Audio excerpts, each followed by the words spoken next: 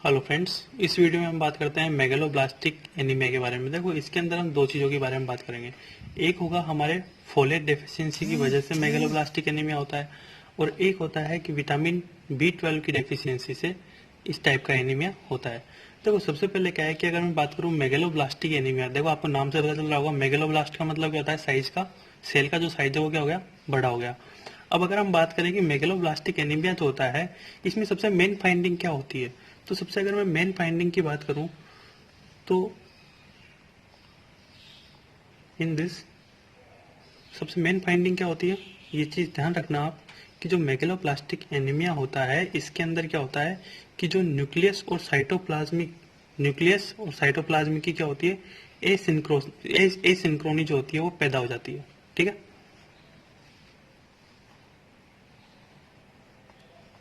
अब न्यूक्लियोसाइटोप्लाज्मिक एसिंक्रोनी क्या होता है, मतलब क्या है, जब इरिथ्रोपोइसिस होती है तो उस टाइम पे क्या होता है कि जो आरबीसी का आपको पता होगा, आरबीसी के अंदर न्यूक्लियस भी होता है स्टार्टिंग में और साइटोप्लाज्म भी होता है। तो धीरे धीरे क्या होता है, जब डेवलपमेंट होता है, जब इरिथ्रोपोइसिस की प्रोसेस चलती है, तो उस टाइम पे क्या होता है कि दोनों के दोनों न्यूक्लियस और साइटोप्लाज्म क्या होते हैं, मेच्योर होते हैं नॉर्मल कंडीशन के अंदर। बट अगर ये कंडीशन पैदा हो जाती है न्यूक्लियस साइटोप्लाज्मिक एसिंक्रोनी, तो इस कंडीशन में क्या होता है कि जो न्यूक्लियस होता है वो मेच्योर नहीं हो पाता। ठीक है। और साइटोप्लाज्म जो होता है वो क्या होता है, वो तो नॉर्मल मेच्योर हो जाता है। तो इस कंडीशन में ये होता है, अगर हम यहाँ पे लिख दें तो nucleus will not mature but cytoplasm will mature. ठीक है गाइस, आपको एक चीज ध्यान रखना है, ये वाली चीज। अब अगर हम बात करें कि भाई न्यूक्लियस मेच्योर क्यों नहीं होता, तो उसका एक रीजन होता है। उसका रीजन ये होता है कि इस कंडीशन में क्या होता है कि जो डीएनए का सिंथेसिस हो रहा है, ठीक है, या डीएनए के जो फंक्शन है उनमें क्या होता है, डिफेक्ट पैदा हो जाता है। इस वजह से ये कंडीशन पैदा होती है। ठीक है।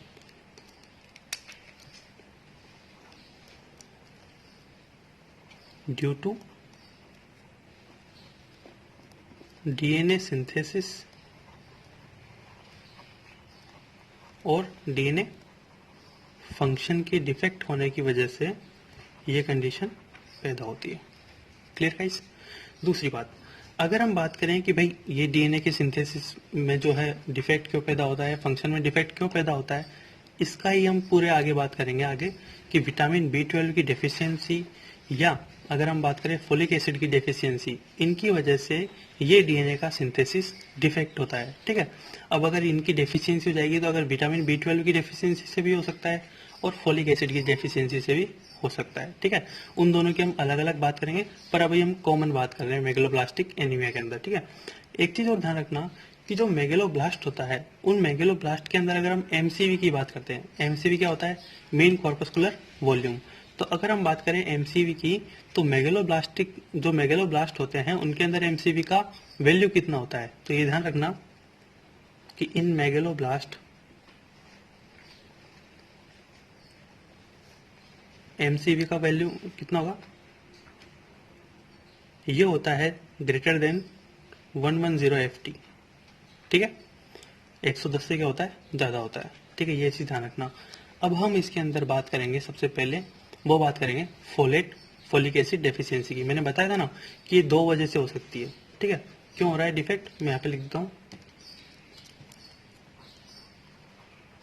ड्यू टू विटामिन B12 या फोलिक एसिड डेफिशिएंसी की वजह से ऐसा हो रहा है।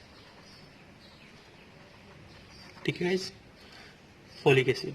ठीक है, विटामिन B12 और फोलिक एसिड भी क्या है, विटामिन ही है एक, B9। ठीक है। तो हम सबसे पहले बात करते हैं फोलिक एसिड डेफिशिएंसी के बारे में। ठीक है। तो अब हम बात करते हैं फोलेट डेफिशिएंसी के बारे में। देखो, एक्चुअली आपको पता होना चाहिए कि जो फोलिक एसिड होता है वो क्या होता है, जो ग्रीन वेजिटेबल्स होती है ना, उनके अंदर ही क्या होता है, प्रेजेंट होता है। ठीक है। तो मैं यहाँ पे लिख देता हूँ कि जो फोलिक एसिड है मेनली किसमें प्रेजेंट होता है, folic acid present in green vegetables. ठीक है। ये ग्रीन वेजिटेबल्स इसका अच्छा सोर्स होती है फोलिक एसिड का। अब एक चीज ध्यान रखना, ये जो ग्रीन वेजिटेबल्स में प्रेजेंट होता है या फिर कोई भी सोर्स से अगर हम फोलिक एसिड लेते हैं तो नॉर्मल कंडीशन में क्या होता है कि जो फोलिक एसिड होता है ना, ये क्या होता है, इसके चारों तरफ ग्लूटामिक एसिड क्या होते हैं, जुड़े हुए होते हैं। मतलब ये क्या होता है, पॉलीग्लूटामेट फॉर्म में पाया जाता है। ठीक है, तो डाइट के अंदर क्या हुआ, अगर हम बात करें इन डाइट, ठीक है, जैसे ये फोलेट मॉलिक्यूल है, ठीक है, तो इसके चारों तरफ क्या होगा, इसके चारों तरफ ग्लूटामेट जुड़ा हुआ होगा। ठीक है, पॉलीग्लूटामेट इसकी फॉर्म होती है। अब हमारी बॉडी क्या होती है, इस पॉलीग्लूटामेट फॉर्म को एब्जॉर्ब नहीं कर पाती, इसलिए क्या होता है, इसे हमें मोनोग्लूटामेट फॉर्म में कन्वर्ट होना पड़ता है इसको। ठीक है, तो ये क्या होता है, पॉलीग्लूटामेट फॉर्म थी ये,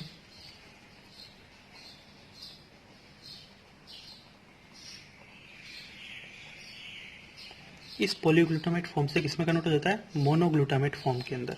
ठीक है, सेम ये फोलेट है और ये क्या हो गई, मोनोग्लूटामेट फॉर्म।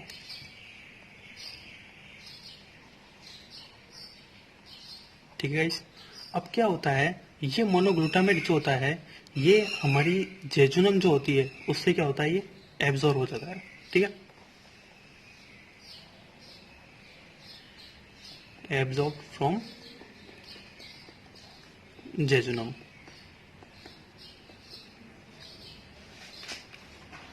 ठीक है, अब ये जेजुनम से एब्जॉर्ब हो गया, तो ये क्या होता है, जब ये मोनोग्लूटामेट फॉर्म थी, ठीक है, यहाँ पे लिख देता हूँ मैं, मोनोग्लूटामेट फॉर्म। ठीक है, अब ये जेजुनम से क्या हो गया, एब्जॉर्ब हो गया। अब ये क्या होता है, ब्लड में जाकर के क्या होता है, एक्टिवेट हो जाता है, मतलब इसकी एक्टिव फॉर्म में कन्वर्ट हो जाता है। और जो इसकी एक्टिवेट फॉर्म होती है वो होती है मिथाइल टेट्राहाइड्रोफोलेट। ठीक है, then it convert into active form, that is methyl tetrahydrofolate. मैं THF से लिखूंगा टेट्राहाइड्रोफोलेट। ठीक है, अब मैं इसकी बात करता हूँ कि ये फोलिक एसिड जो है एब्जॉर्ब हो गया, एक्टिव जो है एक्टिव फॉर्म के अंदर ये कन्वर्ट हो गया। अब हम ये बात करते हैं कि ये जो फोलिक एसिड है ये काम क्या आता है हमारी बॉडी के अंदर। मैंने बताया था ना कि ये जो है DNA सिंथेसिस के अंदर काम आता है। ठीक है, तो अब हम उसकी पूरी डिटेल से बात करेंगे। ठीक है, तो देखिए आप, फोलिक एसिड जो होता है, अगर हम फोलिक एसिड की बात करते हैं तो फोलिक एसिड ये वन कार्बन ट्रांसफर जो रिएक्शंस होती है उनके अंदर ये बहुत इंपॉर्टेंट होता है। ठीक है, तो folic acid is required for one carbon transfer reaction. ठीक है गाइस, और दूसरी बात मैंने क्या बताई थी कि ये जो फोलिक एसिड होता है ये DNA सिंथेसिस में भी क्या होता है, पार्टिसिपेट करता है। ठीक है, बट देखिए केवल फोलिक एसिड ही पार्टिसिपेट नहीं करता, अगर हम बात करें तो विटामिन B12 और ये विटामिन B9, ये दोनों ही क्या होते हैं, ये दोनों ही ऐसे विटामिन होते हैं जो वन कार्बन ट्रांसफर रिएक्शन में और DNA सिंथेसिस की प्रोसेस में दोनों में क्या करते हैं, पार्टिसिपेट करते हैं। ठीक है, तो ये चीज़ आपको ध्यान रखनी पड़ेगी। तो vitamin B12 and folic acid, these are required for one carbon transfer reaction and cell के अंदर DNA सिंथेसिस, इन दोनों के लिए क्या होते हैं, रिक्वायर्ड होते हैं। ठीक है, अब हम बात करते हैं कि ये पूरी रिएक्शंस कैसे होती है उसकी बात करते हैं। ठीक है, तो देखिए होता क्या है, अमाइनो एसिड की हम बात करते हैं वो है होमोसिस्टीन। ठीक है, तो ये जो होमोसिस्टीन होता है ये क्या होता है, ये मिथ्योनिन में कन्वर्ट होता है। ठीक है, ये है हमारी वन कार्बन ट्रांसफर रिएक्शन, मतलब एक कार्बन का क्या होता है इस प्रोसेस में ट्रांसफर होता है। इसलिए हम इसको बोलते हैं 1 कार्बन ट्रांसफर रिएक्शन। अब इसमें मैंने बताया कि विटामिन B9 और विटामिन B12 दोनों क्या करते हैं, पार्टिसिपेट करते हैं। ठीक है, तो होता क्या है, आप इस पूरी रिएक्शन को ध्यान से देखना। देखो होता क्या है,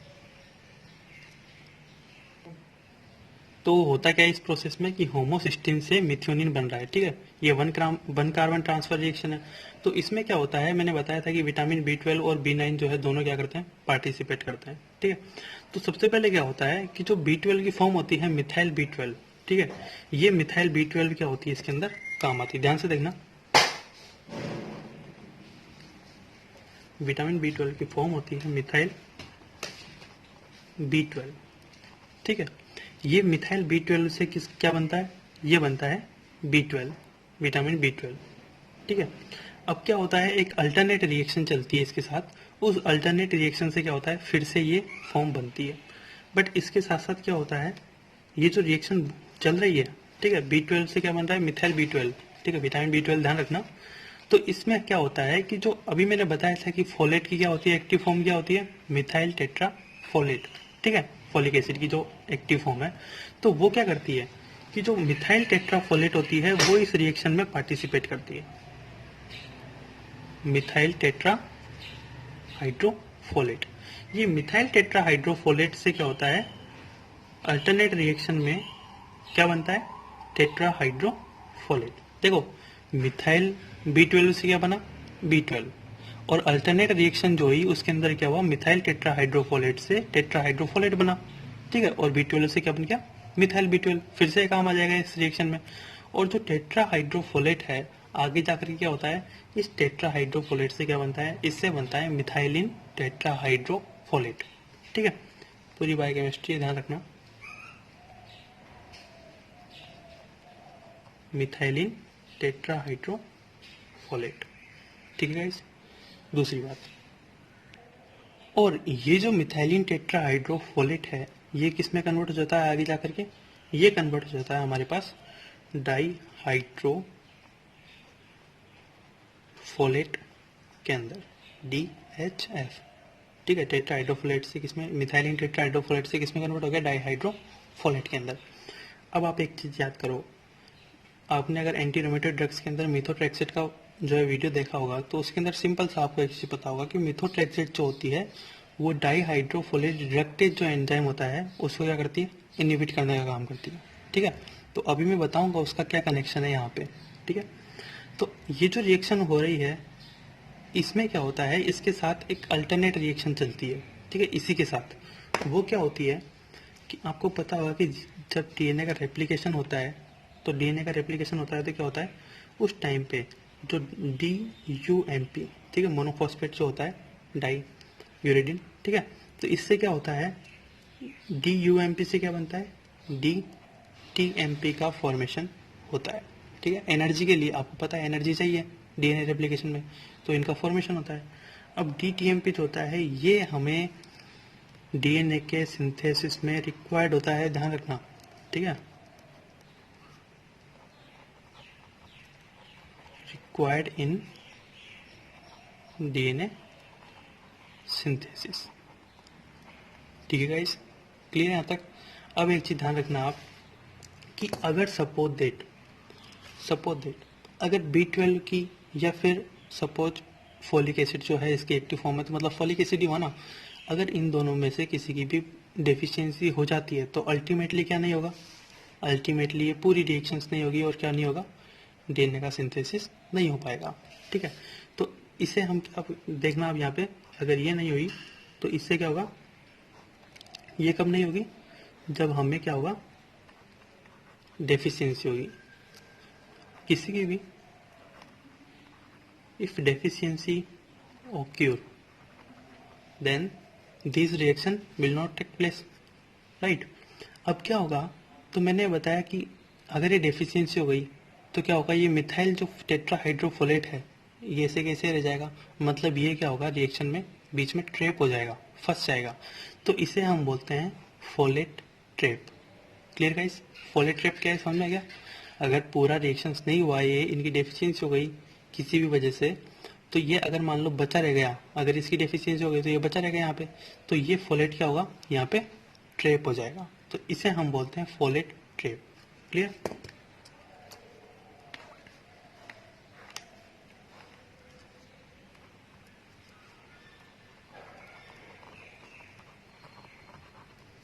ठीक है गाइस, और ये फोलेट ट्रैप क्या होगा, फोलेट ट्रैप हो गया तो ये क्या करेगा, डीएनए सिंथेसिस नहीं हो पाएगा इस कंडीशन में। ठीक है, दूसरी चीज़ और ध्यान रखना, ये जो मैंने आपको बताया है लास्ट में डाईहाइड्रोफोलेट, ये डाईहाइड्रोफोलेट क्या होता है, कुछ रिएक्शंस ऐसी होती है, मतलब कि जो डाईहाइड्रोफोलेट रिडक्टेज एंजाइम होता है इसके थ्रू होता हुआ क्या करता है, ये टीएचएफ का फॉर्मेशन कर देता है। ठीक है, किसका फॉर्मेशन कर देता है, टीएचएफ का। अब अगर सपोज दैट आपने यहाँ पर मीथोट्रेक्सेट काम में ले लिया, तो मीथोट्रेक्सेट अगर आपने काम में ले लिया तो ये क्या करेगा, इस रिएक्शन को रोक देगा, इनहिबिट कर देगा उस एंजाइम को, इस रिएक्शन को रोक देगा। और अगर इस रिएक्शन को रोक दिया तो टीएचएफ का फॉर्मेशन नहीं हो पाएगा फिर से। ठीक है, ये प्रोसेस नहीं हो पाएगी, तो वो भी क्या होती है इस कंडीशन के अंदर, खराब होती है। तो हमें मीथोट्रेक्सेट नहीं लेनी चाहिए इस प्रोसेस के लिए। ठीक है, अगर किसी पेशेंट को ये जो फोलेट की डेफिशिएंसी है तो उसे क्या नहीं देना चाहिए, मीथोट्रेक्सेट नहीं देनी चाहिए। ठीक है, मीथोट्रेक्सेट। ठीक है, रोक देगा। अब यहाँ पे ध्यान रखना, क्लिनिकल फीचर की हम बात करते हैं कि जो ये पेशेंट होगा जिसके अंदर फोलेट डेफिशिएंसी होगी उसमें क्या क्या क्लिनिकल फीचर पैदा हो सकते हैं। तो आपको पता है, अगर suppose that due to folic acid deficiency क्या होगा, डीएनए का सिंथेसिस नहीं हो पाएगा, और डीएनए का सिंथेसिस नहीं हो पाएगा तो इससे क्या होगा, जो पेशेंट है उस पेशेंट के अंदर क्या होगा कि जो मेगलोब्लास्ट है वो क्या होंगे, सेल जो ब्लड है उसके अंदर क्या होंगे, ओक्यूर होंगे। ठीक है, तो ये क्या हो जाएगा, मेगलोब्लास्टिक एनीमिया इसकी वजह से हो जाएगा।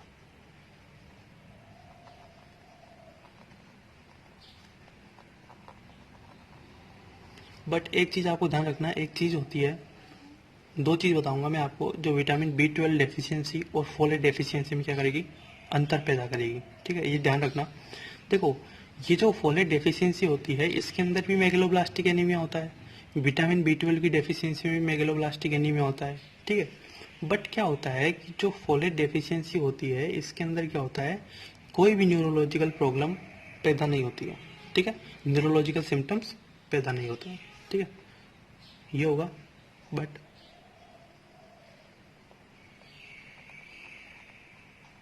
न्यूरोलॉजिकल सिम्टम पैदा नहीं होंगे। पर अगर हम बात करते हैं, यहाँ पे मैं लिख देता हूँ, बट इन B12 डेफिशिएंसी, ये विटामिन B12 देख लेना यहाँ पे, B12 डेफिशिएंसी, इसमें क्या होगा, इसमें मेगलोब्लास्टिक एनीमिया भी होता है,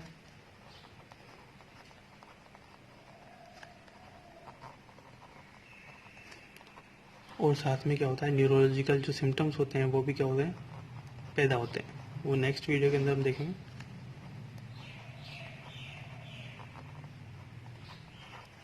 ठीक है, तो इतना ध्यान रखना है आपको इसके अंदर।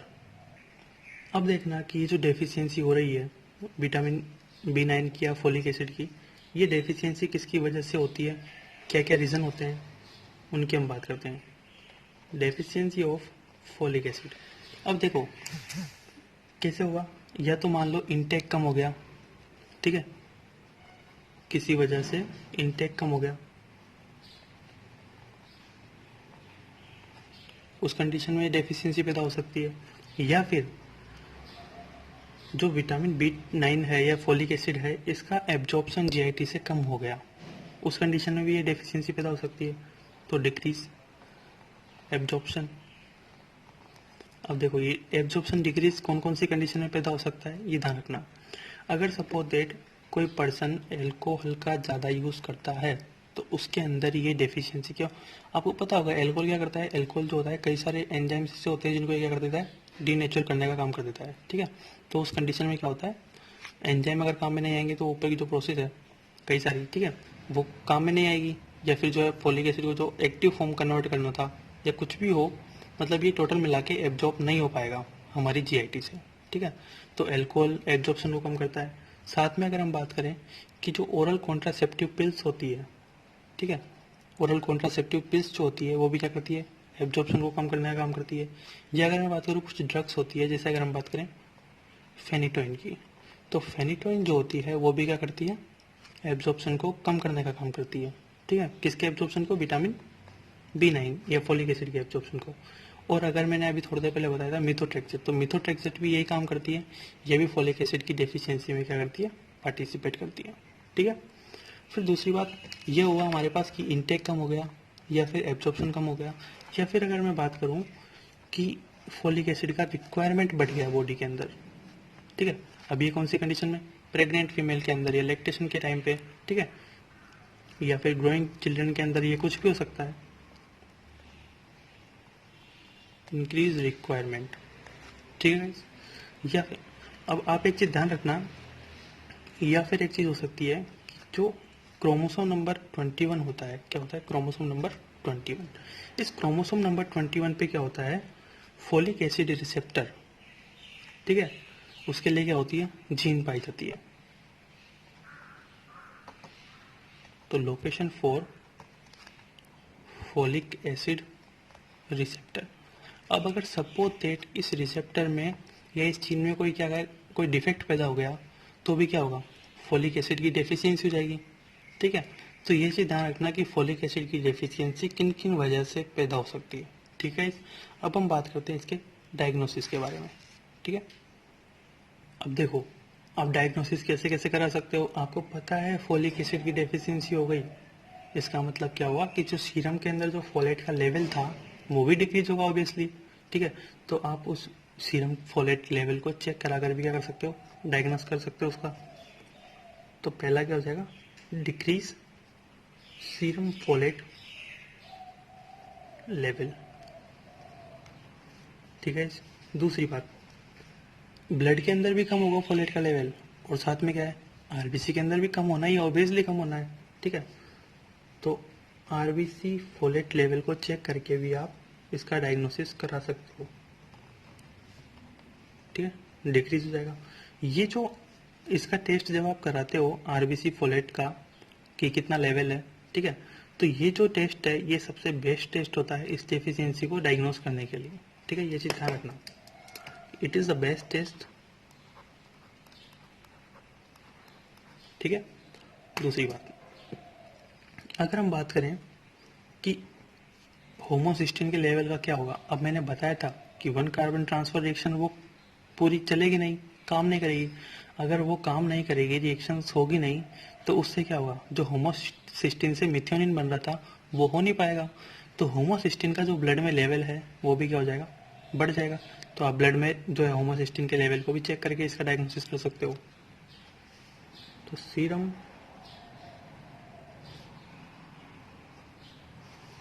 होमोसिस्टीन लेवल है वो क्या हो जाएगा, बढ़ जाएगा। पर आप इसके अंदर एक चीज़ ध्यान रखना, एक चीज़ होती है जिसको मैं यहाँ पे नोट करके लिख देता हूँ। ठीक है, सीरम मिथाइल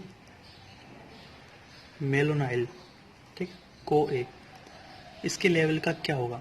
देखो ध्यान रखना, होता क्या है नॉर्मल कंडीशन में, ये जो सीरम मिथाइल मेलोनाइल कोए जो होता है, ये क्या होता है, विटामिन B12 इसके लिए रिक्वायर्ड होता है, और ये क्या करता है, ये कन्वर्ट हो जाता है सक्सिनाइल कोए के अंदर।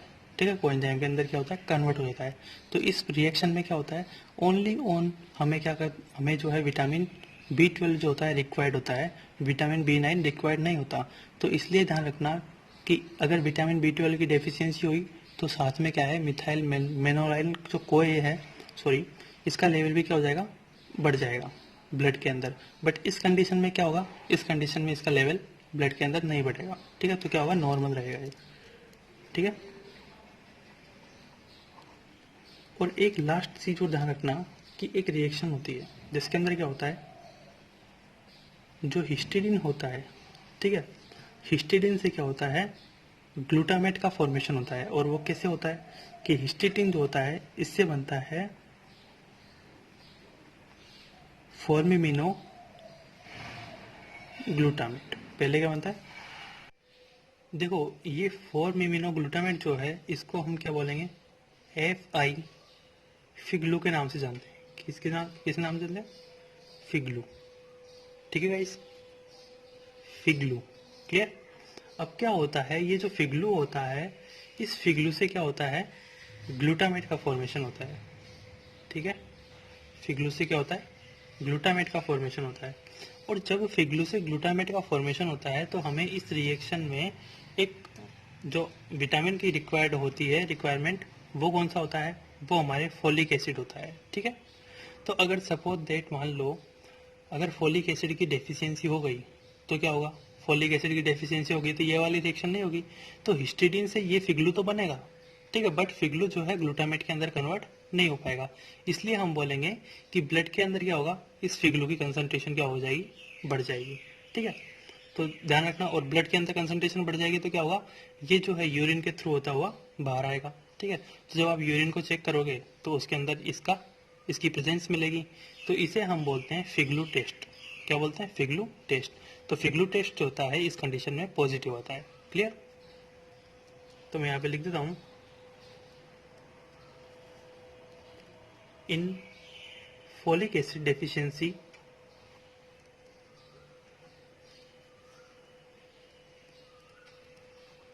फिग्लू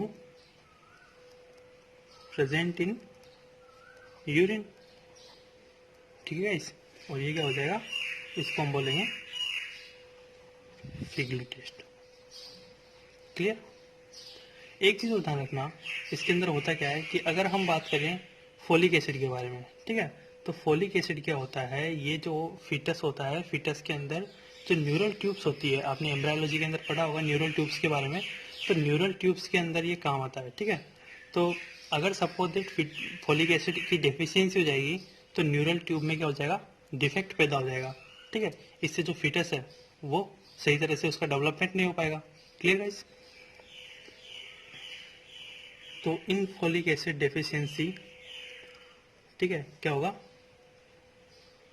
neural tube defect in fetus. Clear.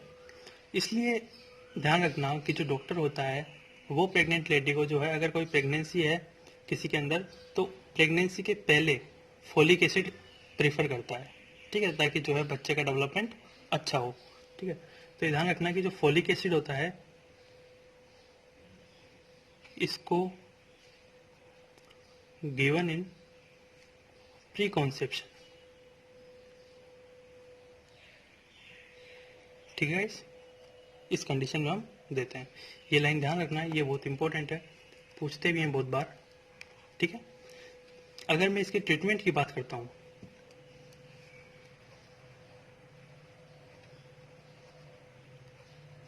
तो ट्रीटमेंट के लिए क्या करोगे आप जो है फोलिक एसिड सप्लीमेंट बाहर से प्रोवाइड कराओगे बस।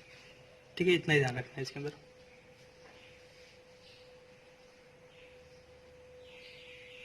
ठीक है, इतना ध्यान रखना है पेशेंट को। क्लियर। तो ये आपके जो है फोलिक एसिड डेफिशिएंसी का पार्ट हुआ। नेक्स्ट वीडियो में हम विटामिन B12 की डेफिशिएंसी के बारे में बात करेंगे। ठीक है, thank you guys watching for this video. अगर आपको ये वीडियो पसंद आया है तो प्लीज़ आप इस वीडियो को लाइक करें, प्लीज़ कमेंट करके ज़रूर बताएं और चैनल को सब्सक्राइब करें। Thank you.